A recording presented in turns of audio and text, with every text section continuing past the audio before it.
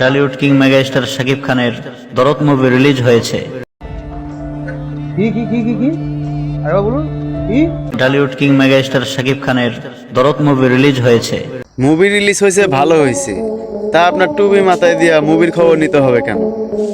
চলুন ভিডিও শুরু করা যাক।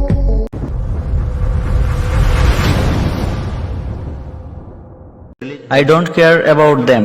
আমি সাধারণত এগুলোর কোনো খোঁজ খবর রাখি না, না, আপনি তো খবর রাখেন না। বাট আমাকে একজন বলল, হুজুর আপনার প্রতি আমার humble request, please exported A message about this. আপনি খুব বড় মাপের মাওলানা, আপনাকে হাম্বল রিকোয়েস্ট করে। এটা আবার কেমন রিকোয়েস্ট ভাই? প্লিজ এই বিষয়টি নিয়ে আপনি একটি মেসেজ এক্সপোর্ট করেন। I think is very very important topic. By the way, সে আমাকে বলল, হুজুর that topic is specifically focused on.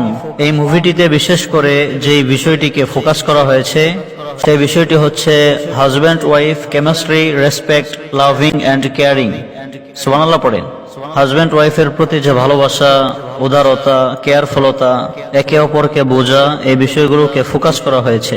বাংলাদেশের 95% কাপলদের এই একই পেইন, এই একই প্রবলেম, এই একই কেস তাদের। চিল্লায় বলেন ঠিক কিনা?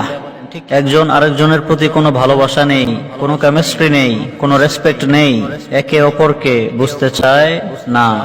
প্রত্যেকটি relationship chemistry, respect, loving and caring, এই বিষয়গুলো লং লাস্টিং রিলেশনশিপকে ডিজার্ভ করে।